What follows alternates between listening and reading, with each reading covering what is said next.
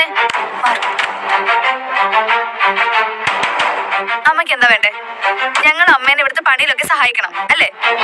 ആ അതെ, ഇന്നൂടെ ഞാൻ നിനക്കൊക്കെ തിന്നാൻ തരും. നാളെ മുതൽ അവരവര് വെച്ച് തിന്നോണം. എന്നെ സഹായിക്കുകയാണെങ്കിൽ ഞാൻ മുന്നോട്ട് വെച്ച് വിളമ്പി തരും. ഈ അമ്മയെന്ന് പറയുന്ന സാധനമേ മക്കളുടെ വേലക്കാരിയല്ല. അമ്മ ഒന്ന് ആലോചിച്ച് നോക്കിയേ. അമ്മയ്ക്ക് ഒരു തരം നാണം തോന്നുന്നില്ലേ ഞങ്ങളുടെ മുഖത്തൊക്കെ ഇങ്ങനെയൊക്കെ പറയാൻ? ഞാൻ എന്തിനു നാണിക്കണം? എനിക്ക് വയ്യ ഒറ്റയ്ക്ക് ഇതൊക്കെ ചെയ്യാൻ. അമ്മ വന്നപ്പോ ഞാനും ബബിതേച്ചി രോഹിണനും ചേർന്ന് ഈ വീട്ടിലെ എല്ലാ ജോലിയും കൃത്യമായിട്ട് ചെയ്തോണ്ടിരുന്നല്ലേ? ആരതൊക്കെ നിർത്തിച്ചത്? മുറ്റം അടിക്കുന്നതും ഡ്രസ്സ് വാഷ് ചെയ്യുന്നതും വീട് തൂത്തു അടയ്ക്കുന്നതും പ്ലേറ്റ് കഴുകുന്നതും ഭക്ഷണം ഉണ്ടാക്കുന്നതും എല്ലാം അമ്മ തന്നെയല്ലേ വിലക്കിയത്?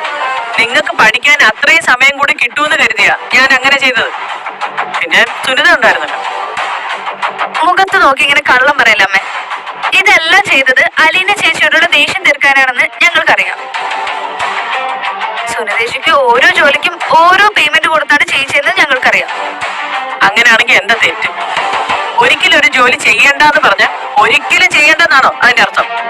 അത് മാത്രമല്ല, അമ്മ ഞങ്ങളുടെ ടൈം ടേബിൾ പൊളിക്കുകയും ചെയ്തു. ഞങ്ങളുടെ യൂണിറ്റ് പൊളിക്കാനും അമ്മ നോക്കി. സ്വന്തം അമ്മയ്ക്ക് കൊടുക്കാത്ത ഒരു യൂണിറ്റ് ഈ വീട്ടിൽ വേണ്ട. നിനക്കൊക്കെ സഹായിക്കാൻ പറ്റുവാണെങ്കിൽ വന്ന് സഹായിക്കും. ഇനി അതല്ല, നിന്റെയൊക്കെ സഹായം ഇല്ലേലും എനിക്ക് ഒരു കുഴപ്പമില്ല.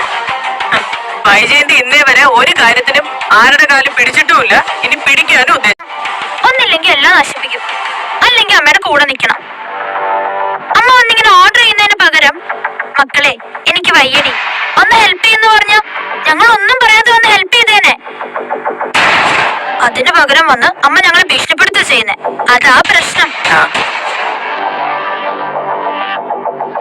അവള് പറഞ്ഞത് അമ്മ മര്യാദക്ക് ചോദിച്ചിരുന്നെങ്കിൽ ഞങ്ങൾ വരൂന്നാ. ആ മനസ്സിലായി. നിങ്ങൾക്കിപ്പോ വരാൻ പറ്റുമോ ഇല്ലയോ അത് പറ.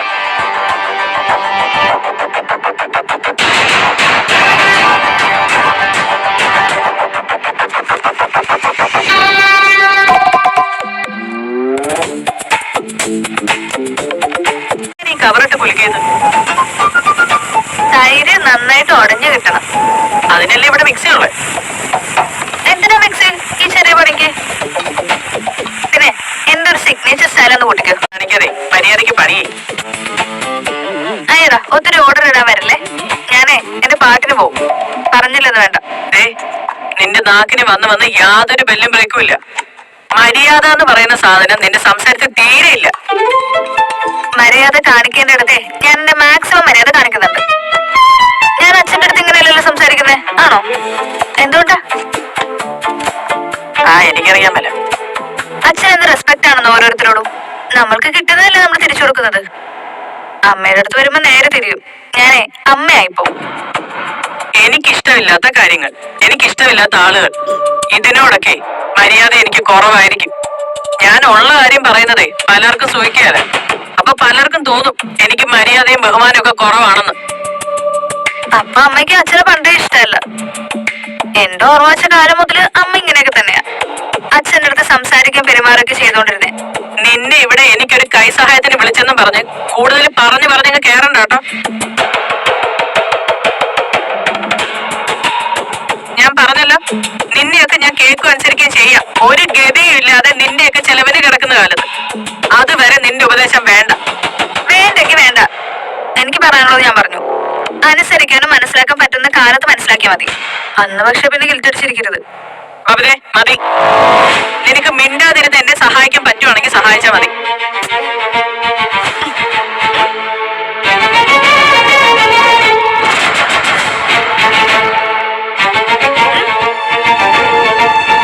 ഒരു ദിവസം മനസ്സിലാക്കാൻ കേട്ടോ ഞാൻ ആരാണെന്നും എന്താണെന്നും. അന്ന് ഈ കാണിക്കുന്നതും പറയുന്നതൊക്കെ ഓർത്ത് നീ വിഷമിക്കും. അത്രേ എനിക്ക് പറയാനുള്ളൂ. ഇനി എന്തെങ്കിലും കഴുകാനുണ്ടോ? എല്ലായിടത്തും വിരിച്ചിട്ടിട്ടുണ്ട്. ഇനി അലക്കാനുണ്ട്, അതും കൂടി ഇടാം. നിങ്ങൾക്കൊന്നും അലക്കാനില്ലേ? ഞങ്ങളുടെ ഡ്രസ്സൊക്കെ ഓൾറെഡി അലക്കിയതാ. അമ്മയുടെ മാത്രമേ ഉള്ളൂ. എന്റെ ബെഡ്ഷീറ്റ് കൂടെ ഉണ്ട്. അതോടെ വാഷിംഗ് മെഷീനിലോട്ട് നിട്ടേക്കെ. ഓക്കെ, ഇട്ടേക്കാം. വേറെന്താ ഇനി പണിയുള്ള? മുറ്റം അടിച്ചു കാരണം. നീയോ ഭവിതയോ ആരാന്ന് വെച്ചാ ചെയ്തോ. രോഹിണിയുള്ളപ്പോ ഞങ്ങളത് ചെയ്യണോ? രോഹിണിയുടെ മുറ്റൊരു അമ്മ കാണാത്തോണ്ടാ അല്ലേ ബബിതേച്ചി?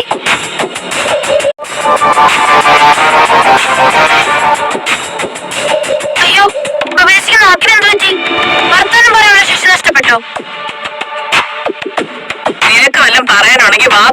പറഞ്ഞേക്കണം കേട്ടോ. അയ്യോ, ഞാൻ പറഞ്ഞ അതേപടി അനുസരിക്കുന്ന മക്കള്. അമ്മ പറഞ്ഞേ അമ്മയുടെ കൂടെ പണിയെടുക്കണമെങ്കിൽ ആ മൂടി പണിയെടുക്കണോന്ന്. ഞാനതുപോലെ അനുസരിച്ചു.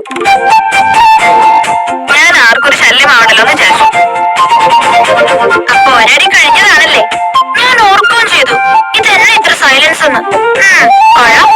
ഇത്തവണ എന്താണ് പ്രശ്നം? എനിക്കിടപെടാൻ പറ്റുന്ന വല്ലതാണോ? ഇനി നിന്റെ കൂടെ അഭിപ്രായത്തിന്റെ കുറവും കൂടെ ഉള്ളൂ. ആരെ മുറ്റ പിടിക്കുന്നത്, നീയാണോ കവിതയാണോ? അത് രോഹിതടിച്ചുമായിരിക്കോളൂ. അമ്മ അതിനിടപെടണ്ട. അതെ, അവനൊരു ആങ്കൊച്ച. ഇനി അവൻ ചൂലെടുത്ത് മുൻവശത്ത് പോയി നിൽക്കാത്തതിന്റെ കുറവും കൂടെ ഉള്ളൂ. ആണും പെണ്ണും നോക്കണ്ട. ആരായാലും അമ്മയുടെ മക്കളല്ലേ. അങ്ങനെ അങ്ങ് ഓർത്താ മതി. ഇതൊക്കെ അലീന ചേച്ചി ഉള്ളപ്പോഴായിരുന്നു രസം അല്ലേ ബബിതേച്ചി? ഇന്നല്ലാതെ ഒരു ദിവസം ഞാൻ അടിച്ചു വാരിയ നെക്സ്റ്റ് രോഹിതൻ, അത് ഇനിയുള്ളു. നോ പക്ഷാഭേദം. ഓരോരോ പണിയും റൊട്ടേറ്റ് ചെയ്തോണ്ടിരിക്കും. പണിയെടുക്കാൻ തന്നെ നല്ല വൈബായിരുന്നു. ഓ, നിങ്ങൾ രണ്ടുപേരും ആ നശിച്ചവളുടെ പേരൊന്നും മിണ്ടാതിരിക്കൂ. എനിക്ക് മനസ്സിലാക്കാൻ പറ്റാത്തതേ, ഈ കുടുംബം നശിപ്പിച്ചവളാണ് ഇപ്പോഴും നിങ്ങൾക്കൊക്കെ വലുത്. ഇതുപോലത്തെ 4 എണ്ണം.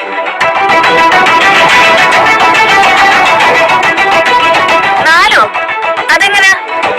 ഞങ്ങൾ 3 മക്കളല്ലേ നമുക്കുള്ളൂ. നാലാമത് എവിടെ തോന്നും? നിന്റെ അച്ഛന്റെ കാര്യമാ പറഞ്ഞേ. ഓ, അങ്ങനെയായിരുന്നല്ലേ. ഞാൻ വിചാരിച്ചു. നീ എന്തു വിചാരിച്ചു? എന്താ ഇവിടെ പ്രശ്നം? ഞാൻ ഇടപെടേണ്ട കേസാണോ? നിന്റെ ഒരു കുറവും കൂടെ ഉണ്ടായിരുന്നുള്ളൂ, ഇപ്പൊ കുറവ് കഴിഞ്ഞു. രോഹിത, അമ്മ മുറ്റടിച്ചു വരുന്ന കാര്യം പറഞ്ഞപ്പോ ഞങ്ങൾ പറഞ്ഞു രോഹിതന് അടിപൊളിയായിട്ട് ചെയ്യുന്നു. രോഹിതനോട് പറഞ്ഞ മതി പറഞ്ഞപ്പോ അമ്മയ്ക്ക് വയ്യ. മടിയെന്നാണോ? രോഹിതന് ആൺകൊച്ചല്ലേ, അങ്ങനെ ചെയ്യിക്കാൻ പോകുന്നു. ഇതാണോ കാര്യം? Simple matter. ആമ്പിള്ളേർ എങ്ങനെ മുറ്റടിക്കുന്നതെന്ന് വേണേ കണ്ടുപിടിച്ചു. Fast and perfect. ഭാവിയിൽ ഉപകാരപ്പെടും. പറഞ്ഞിട്ട് കാര്യമില്ല. നാണമില്ലാത്തവന്റെ ആസനത്തിലെ ആല് കേൾക്കാൻ തണലാണെന്ന് കേട്ടിട്ടുണ്ട്. ആദ്യമായിട്ട് കാണുന്നത്. Ideal mind is devils workshop എന്ന് പറയാറുണ്ട്. അതുകൊണ്ട് എനിക്ക് നാണം തോന്നില്ല. അമ്മ കുറെ നാളെ അങ്ങനെ കിടന്നപ്പോ ചെകുത്താൻ വർക്ക്ഷോപ്പ് ആക്കിയതാണെന്നാ എനിക്ക് തോന്നുന്നത്. അല്ലേ? നീ പോയി മുറ്റടിക്കോ പാത്രം കഴിവോ എന്ത് വേണേ ചെയ്. ഓക്കെ. എന്നാ നിന്റെ ഫോൺ അലീന ചേച്ചി വിളിച്ചായിരുന്നു. നിന്നോട് തിരിച്ചു വിളിക്കാൻ പറഞ്ഞു. ഇവിടുത്തെ പണി തീർത്തിട്ട് മതി നിന്റെ ഫോൺ വിളി. അവൾ ചാവാൻ കിടക്കുമെന്നുള്ളല്ലോ ഇപ്പഴങ്ങ് തിരക്കിട്ട് വിളിക്കേ. അമ്മ ഇത് എന്ത് പരിപാടിയാ? എന്റെ പണിയൊക്കെ കഴിഞ്ഞില്ലേ? ആ ഫോണിൽ നിന്ന് ഇപ്പൊ നീ ഞാൻ പറയുന്ന അനുസരിച്ചാ മതി. അവളെ ഈ വീട്ടിൽ നിന്ന് ആരും വിളിക്കേണ്ട ഒരു ആവശ്യമില്ല. എനിക്കിഷ്ടമല്ല. അമ്മയോട് എന്റെ ഫോണിന് തരാനാ പറഞ്ഞേ. വെറുതെ പ്രശ്നം ഉണ്ടാക്കല്ലേ. അമ്മേ, ആ ഫോണങ്ങ് അവൾക്ക് കൊടുത്തേ. അമ്മയ്ക്ക് ഇപ്പൊ അവളോട് വഴക്കിട്ടല്ലേ സമാധാനമാകത്തുള്ളൂ. അവളുടെ ഫോണല്ലേ അത്? അവളുടെ ഫോണോ? അവള് പണി ചെയ്തുണ്ടാക്കി വാങ്ങിയ ഫോണൊന്നും അല്ലല്ലോ അത്. ഞാനും നിന്റെ അച്ഛനും കൂടെ ഉണ്ടാക്കിയ കാശിന് വാങ്ങിച്ചതാ. അയ്യേ, അമ്മ എന്തിനാ ഇങ്ങനെ ചീപ്പാവുന്നേ? അതങ്ങ് കൊടുക്കുന്നേ. ആദ്യം നിന്റെയൊക്കെ അമ്മയായ ഞാൻ പറയുന്നത് കേൾക്കാനും അനുസരിക്കാനും പഠിക്കും. അത് കഴിഞ്ഞിട്ട് മതി എന്നെ അനുസരിപ്പിക്കുന്നത്. അപ്പൊ അമ്മ എനിക്ക് ആ ഫോൺ തിരിച്ചെടുത്തില്ലേ? തരുത്തില്ല. തരുത്തില്ല എന്ന് പറഞ്ഞ 3 തരം തരുത്തില്ല. നീയൊക്കെ മര്യാദ പഠിക്കുമെന്ന് ഞാനും നോക്കട്ടെ. ഉറപ്പാണ് തരത്തില്ലെന്ന്? നീ പോയി എന്റെ പണി നോക്ക്. നിന്റെ ഫോൺ എന്തായാലും ഇപ്പൊ തരാൻ എനിക്ക് മനസ്സില്ല. മാറ്റമില്ല തീരുമാനത്തിൽ. ഇല്ല എന്നാ ഞാൻ പറഞ്ഞേ. എനിക്കിതായാലും മതി. എന്റെ ഫോൺ തരാം ഇവിടെ.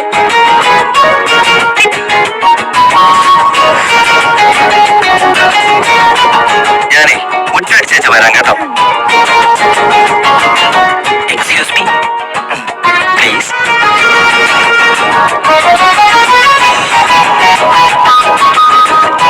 ഞാനാ വീട്ടിലെ ഏറ്റവും ചെറുതെന്നറിയാം. ചില സമയത്ത് എന്റെ വായിന്ന് വലിയ വർത്താനം വരാറുമുണ്ട്. അതുകൊണ്ട് അമ്മയോട് ഒരു അപേക്ഷയുള്ളൂ.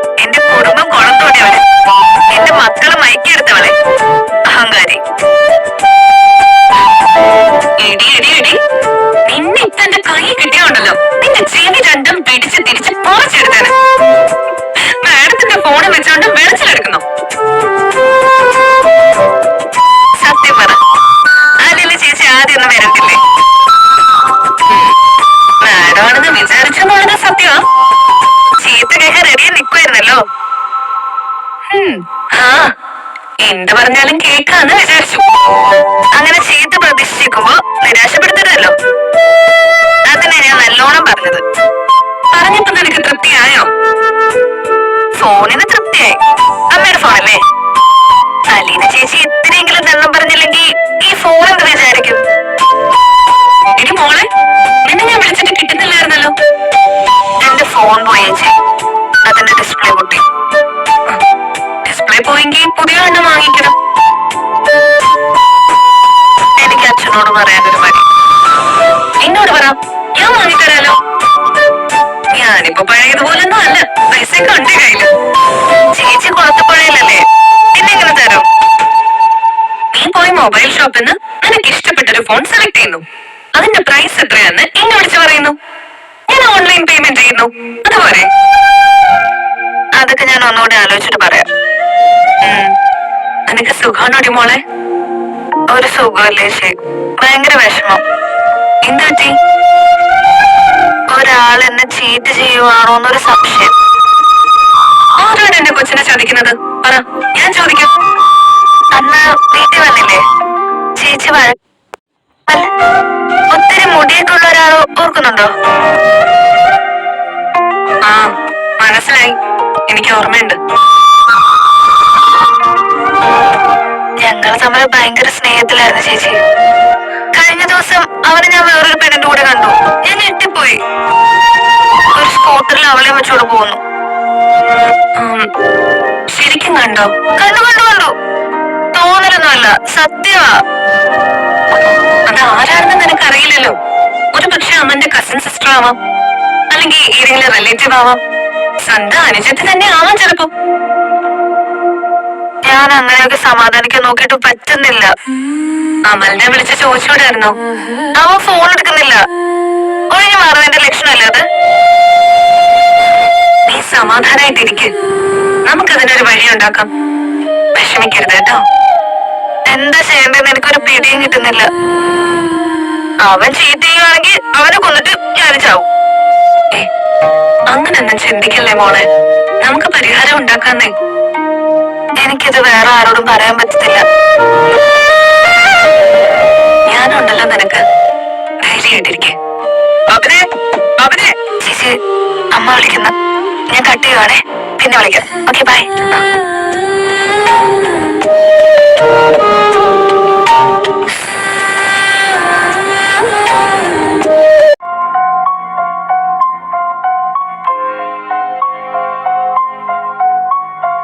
അച്ഛൻ കഴിഞ്ഞ ദിവസം കുടിച്ചിട്ടാണോ വീട്ടിൽ ചെന്നത്? അവിടെ എന്ത് നടന്നാലും ഞാൻ അറിയും അച്ഛാ. ഒരു ഈച്ച പറഞ്ഞാലും ഞാൻ അറിയും.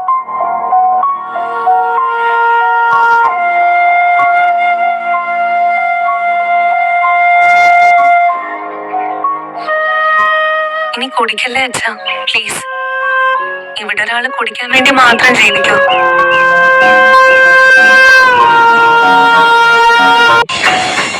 അച്ഛനൊരു ടെൻഷൻ ഉണ്ടായിരുന്നെങ്കിൽ എന്നോട് പറഞ്ഞുകൂടായിരുന്നു. ഞാനില്ലേ അച്ഛന്.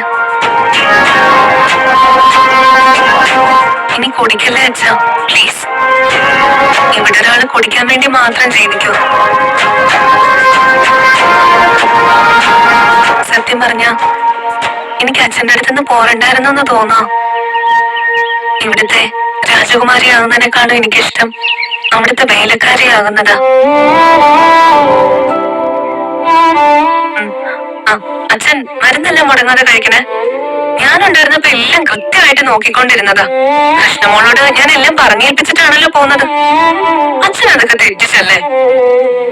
പിന്നെ വേറൊരു കാര്യം എന്താന്ന് വെച്ചാ, അച്ഛനൊട്ടും ദേഷ്യം പിടിക്കാൻ പാടില്ലെന്ന് അറിയാലോ. അച്ഛൻ ഒരു കാരണവശാലും മാഡത്തിനോട് വഴക്കിന് നിന്നേക്കരുത് കേട്ടോ. അച്ഛനും കൂടെ ടോക്സിക് ആയി പോവും. അതുകൊണ്ടാ പറയുന്നത്. ഞാനിവിടെ എത്ര കാലം ഉണ്ടാവുന്ന എനിക്ക് യാതൊരു നിശ്ചയമില്ല. നമ്മൾ പുറമേ കാണുന്ന പോലെ അല്ല ഈ വീട്. ഇത് ഒരു വീടെന്ന് പറയാൻ പോലും പറ്റത്തില്ല. ഞാൻ ഒറ്റയ്ക്ക് ഒരു കോണില്, സ്റ്റാൻലി പപ്പ ഒറ്റയ്ക്ക് വേറൊരു കോണില്.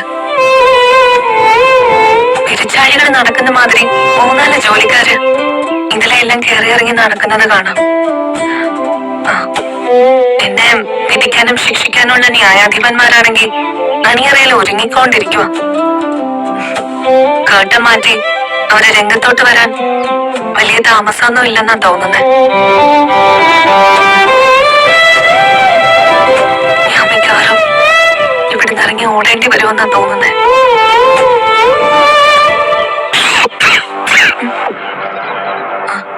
അച്ഛാ, ഞാൻ കുറച്ച് കഴിഞ്ഞിട്ട് വിളിക്കാം. പപ്പ ഇപ്പോ എന്റെ അടുത്തോട്ട് വന്നു. എന്തോ പറയാനാണെന്ന് തോന്നുന്നു. കട്ടിയുമാണ്. മിസ്റ്റർ മേനോനായിരുന്നു അല്ലേ? ആ, അതെ. എനിക്ക് തോന്നി മേനോൻ ശരിക്കും നല്ലൊരു അച്ഛൻ തന്നെയായിരുന്നല്ലേ? അതെ, ഞാൻ കൊതിച്ചിട്ടുണ്ട്. അച്ഛൻ മതിയായിരുന്നു എനിക്ക് എന്റെ അച്ഛനായിട്ടെന്ന്.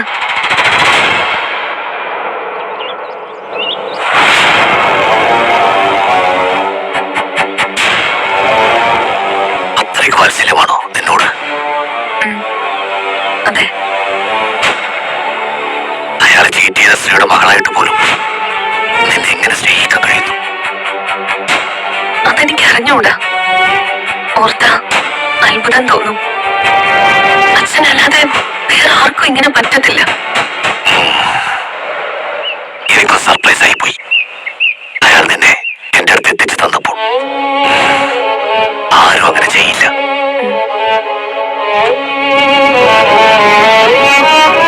നിനക്കും അയാൾ ഒരുപാട് ഇഷ്ടമാണല്ലേ?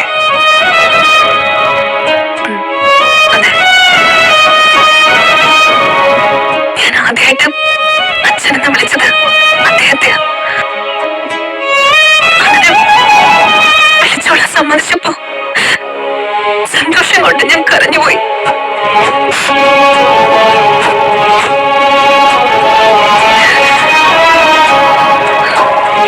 എനിക്കറിയോ, മേനോൻ എന്നോട് പറഞ്ഞിരുന്നു സ്വന്തം മോളെ പോലെയാ നിന്നെ നോക്കിയതെന്ന്.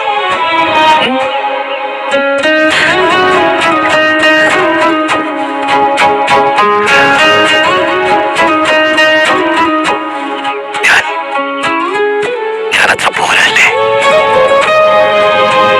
ഞാൻ മനസ്സിലാക്കുന്നുണ്ട്. പക്ഷേ ഞാനിങ്ങനെ ആയിപ്പോയി.